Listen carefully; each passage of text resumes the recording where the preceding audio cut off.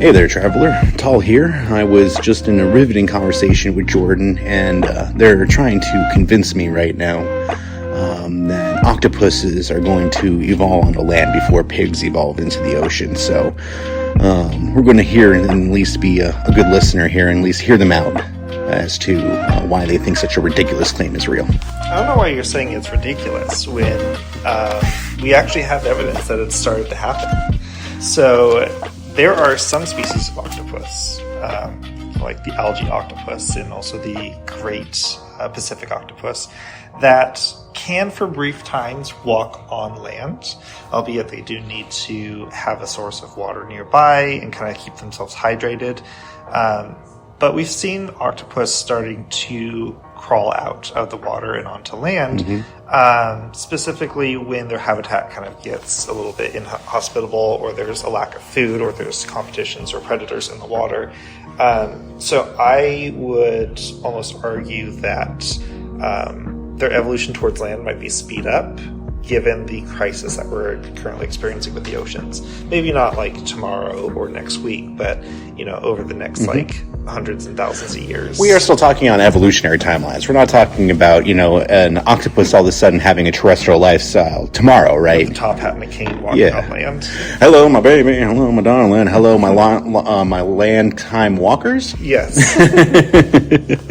But yeah, there's a.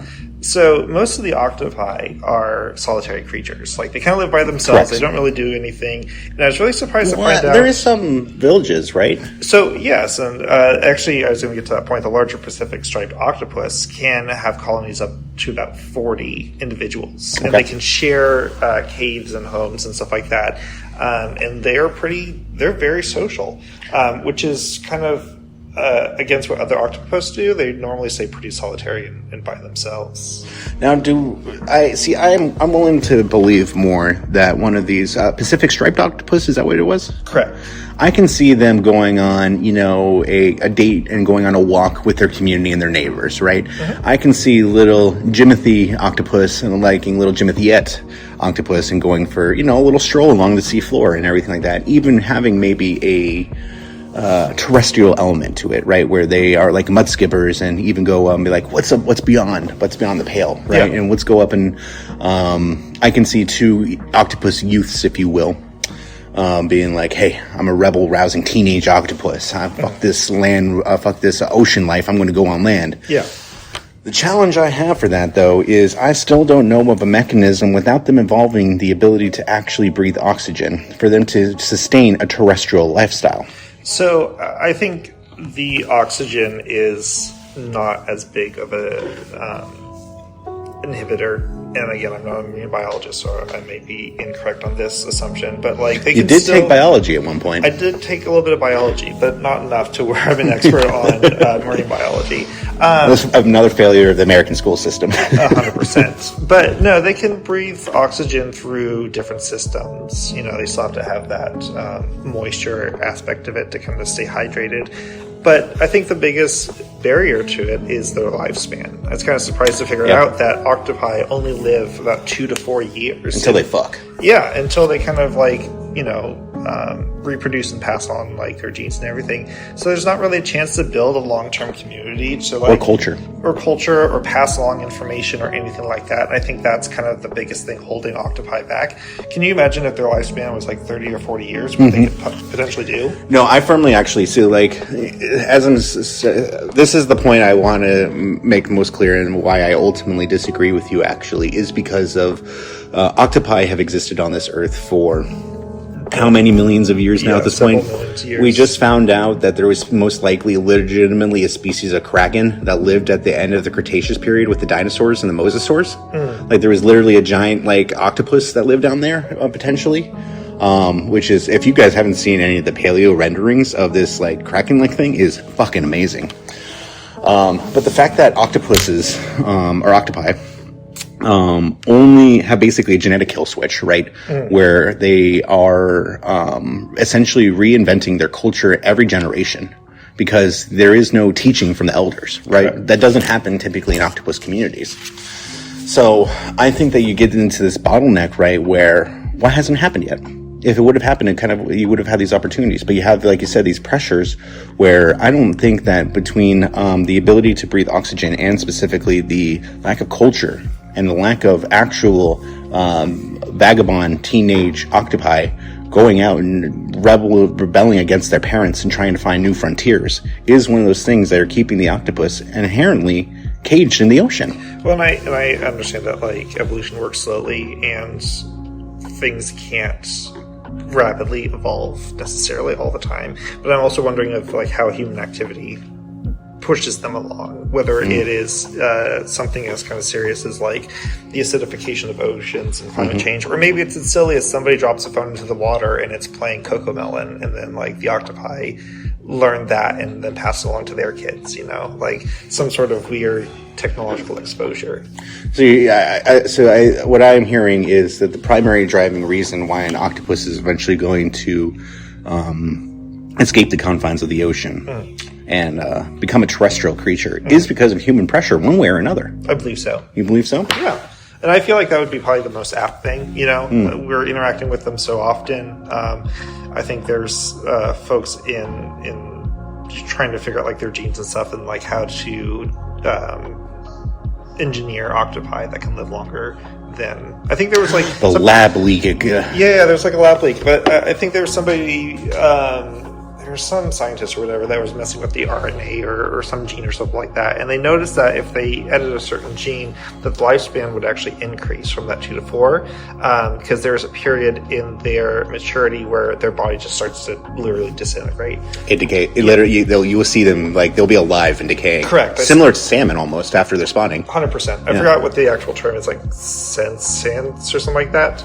And it's the same thing with humans when they get old. Like the system stops regenerating, their body just starts decaying, and they literally just fall apart over time. And then I think for males it lasts for a couple weeks, and then for females it lasts a couple months. Now I see that now you're talking to a situation where I can see octopuses not only becoming terrestrial creatures, but the main organism actually on the terrestrial. You deal with something like that, right, where you have this kind of lab leak experience, right? Where you have an octopus that has been genetically altered to be able to survive. It's kind of a genetic kill switch, right? And then somehow I can see that we know that octopuses will escape from fish tanks to go hunt other fish tanks. Correct. So we know that there is terrestrial motion that happens in there. I can see that basically post a human intervention. And a lab leak octopus is trying to find its freedom, and it basically inhabits an amphibian-like existence, you know, where it still needs to get wet, like you said, and it hasn't dealt with the drying out yet. I don't think it has that, but it has the ability to go from body of water to body of water and somehow retain the water, essentially, to still breathe. Yeah, same process as our ancestors. Yeah. Okay. But so now I'm curious then, you know, because we talked about like this octopus situation of getting to land. How do you get a pig underwater? What does that look like? Well, I got a couple things here for you. First and foremost, I actually do think that human impact is going to be the primary driver between the pigs re-entering the water. And once again, I want to make this evidently clear. First and foremost, pigs started in the water, y'all. They evolved as a fish originally, so we're only just going back to the water here. We're not trying to have like an octopus that's trying to break the barrier for the first time. We're returning here. Why would you go back to the water? Because of evolutionary niches. Because we have unfortunately put pigs across the entire world. They have traveled with us everywhere we've gone on boats. And then there are certain situations like Big Major K, which is a little bit of a small island in the Caribbean, where pigs were left there to kind of just be used as a food source for local, passing, not even locals, but people who would pass by in ships. And this has evolved into Pig Beach, which has become a tourist trap. I actually have a comment on that one. Something came to mind. There is a beach in Costa Rica, I think it's Playa Hermosa, that has a pig that wanders up and down the coastline and people can interact with it. So I am not surprised that there are pigs in different areas just hanging along beaches and stuff. So we've got proximity, right? We have pigs in proximity already to the ocean. We have pigs that we know that you can swim with pigs and you can feed them in a semi-feral wild situation, right? Now, why we are really actually going to see the evolution of the pig into a marine mammal of some kind and returning back to its fishy lifestyle is because of human-made extinction. Because we are entering the Anthropocene right now, and as we are entering this new era, we are seeing, 73% of all life, as we're aware of, is in decline right now. Correct. Right? The ocean is just being obliterated.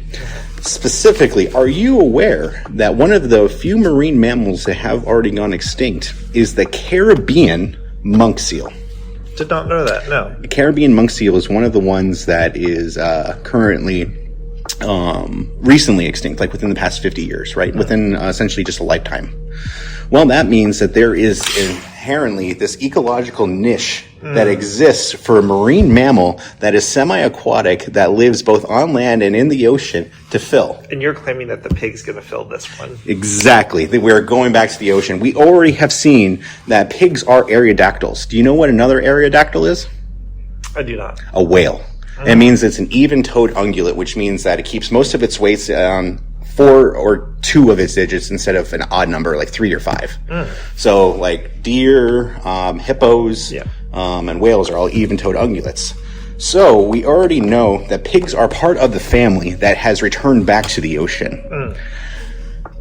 We know that there are pigs that are existing in a semi-beach and ocean state in an environment that is currently missing one of its marine mammals that a pig could, in theory, serve the ecological niche for. So this door opens up for Exactly. pigs to come in. I think that fundamentally what is going to cause the pigs to go back to the ocean is the actual devastation that humans have caused on the ocean stocks and how hard survival is. Because first and foremost, these pigs that are existing on islands are existing in places that don't have a lot of nutrients and not a lot of resources. We all know about island rules. Things get weird on islands. So why don't things just potentially return to the ocean? So I guess here, neither of us are saying that either one of them can't happen. But I think we're arguing is that which happens first. Yes.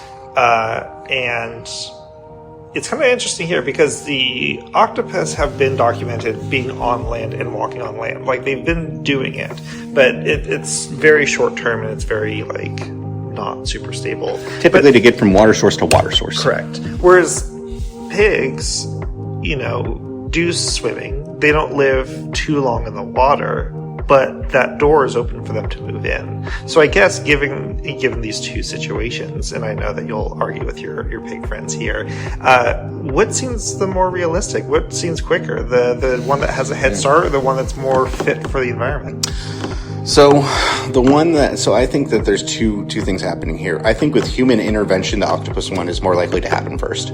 I think that is requirement of human intervention, though. I don't think that without human intervention into specifically the genetic kill switching, that we see the transition of octopi onto land and becoming terrestrial organisms until the far distant future. We're talking about hundreds of thousands of years, if not millions of years. Correct. Whereas I can see pigs, the change that I really need to see a pig doing is the ability to actually hunt fish or find a food source in the water. Correct. That's the big thing I think that's holding up pigs currently at this point, is finding a food source to deal because I think that ultimately the island lifestyle isn't going to provide enough food, so naturally they'll take to the sea. So I think that in the near-term future, we're most likely to see pigs re-evolve into fish versus octopi transitioning into amphibians. That's my 2 cents with it. I see. I disagree. I know you disagree. That's why we're here I gotta having go with this. my octopus friends. I mean, I know. The big problems with them is the age situation and making sure that they have enough water. I would be very curious to see if there was a way to see how octopi resolve this contradiction of them being on land for long periods of time but keeping a water source on them. Would this be something where they would stay in wetlands, marshlands, near tide pools? Or, if given enough time, could they build the technology to carry water with them? See, that's what I think. I think fundamentally, if we deal with the genetic thing of the kill switch, we can get to a spot where octopuses would eventually evolve the technology to carry water with them. That's actually something I believe isn't actually that crazy, because you do see illustrative tool use in octopi. Correct. And I think that fundamentally one of the reasons why octopi haven't become an actually intelligent organism on the species is because of that genetic kill switch where they haven't been able to evolve culture. So I think that the octopi are actually more likely to evolve the technological means to become a terrestrial organism before that they actually evolve physically to become a terrestrial organism. That made me think of two things. One of them using a shell and scooping it and carrying it with water. It probably wouldn't be too much, but it'd be something for them to kind of carry around, like a little cup or something. Or like they have like tide pools that they go across that they have designated like wet zones. Correct. Like how a frog will go into a bromeliad to like wet itself and lay its babies. Correct. The other thing I was thinking about with it holding like a little shell and carrying water is just this image of it carrying around a margarita glass on the beach, and just like how adorable that would be for an octopus to be crawling around with like holding multiple cups of water and drinks and stuff and just like throwing it on itself as it goes out. I mean, it could get wasted a heck of a lot faster just by the arm, how many drinks it could hold at one time. 100%. Yeah. I want to see a drunk octopus. I wonder how an octopus metabolizes alcohol. Or if it does. Yeah. Because we know that, like, a lot of vertebrates at least get intoxicated off of alcohol. Mm-hmm. But we also know that, like psilocybin is, like, a deadly thing to a lot of insects, but, like, makes us see funny colors. Correct. I'd be interested to see... Octopus blood is crazy, too. Not just their blood is blue, I believe. Yes, it is. Yeah. I would be interested to see, probably our next discussion then, is which animal would be the most fun to get intoxicated with? Whether it's alcohol or psilocybin or... I think that a kangaroo would be great. I could see that. I feel like that would be a dangerous... it's 100% dangerous. But, like, they're already, like, kind of like the drunk Aussies of the Australian outback as is. They're like your, like, kind of like... your cousin, right, that you're at the family get-together? Yes. That is definitely underage, but is 100% intoxicated and trying to fight everyone? That's the kangaroo. That's the kangaroo, yeah. A kangaroo that, like, is only 15 years old, but looks like they're 46. It's already been to jail 3 times. It's already been to jail 3 times, and it's just, like, has a fucking keg on their side.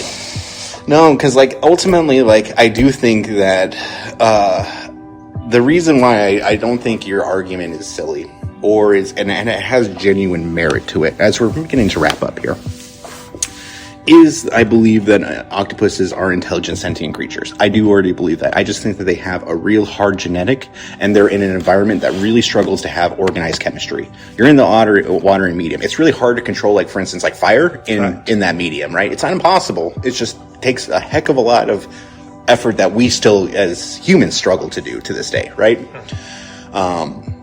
Given the opportunity, though, to evolve culture first and foremost and actually start transmission of knowledge, I can see octopuses very rapidly actually advancing onto land and colonizing spaces. 100%. Again, I think you'd be more like amphibian or mudskipper based, where they would still have to keep like literally pools of water for them to like breathe until they get to a spot where they can potentially have some physically evolved change to adapt to that.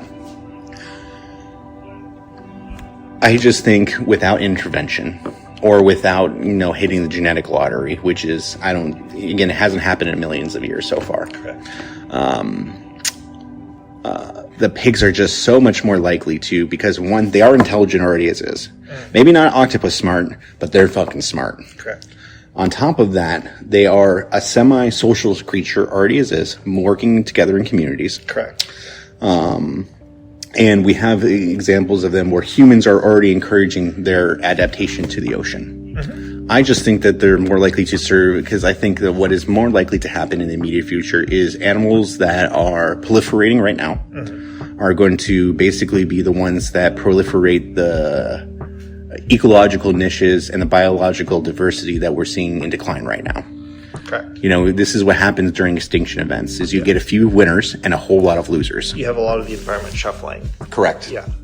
But I do love the idea or the image of a pig walking into the ocean, looking confused, back around its shoulder, while an octopus is walking on land trying to retreat from the ocean. Going by they're opposite ways. It's like tipping their hat. And they're like, all right, good day. You can have fun on the other side. I also am currently envisioning like a pig mermaid kind of thing, and it's really fucking funny in my head. That'd be adorable with the whole tail and everything. It's like the Fiji mermaid, but with a pig, essentially, is what I'm envisioning. I love it. Well, Jordan, do you have any final thoughts while we're here today about the chances of octopi terrestrial life? Only that animals are smart as hell, and, it's important to give respect to them and, make the world easier for them to live in, regardless of if they're going to be moving into a new environment or if they're going to be staying their old one. It doesn't matter how fast or anything like that. Like, give them their space and respect. No, I mean, I think that's a very solid thing. I'll just go out even a little step further and say I think that for the most part, all other organisms are their own agents in their own capacity. I think sentiency is a lot farther down the line of evolution than we give itself credit for. Potentially even if we're talking about pre-vertebrate, and everything like that. I think that we just need to figure out, plain and simple, how to have coexist space. We're the first animals, at least that we're aware of, that are trying to learn how to coexist with everything else around here with us. Correct. And I hope that we're able to actually figure that out, because we've done fucked around a lot. But Traveler, thank you for joining me and Jordan here today. I hope that, as always, you are loved, and as always, know you are enough.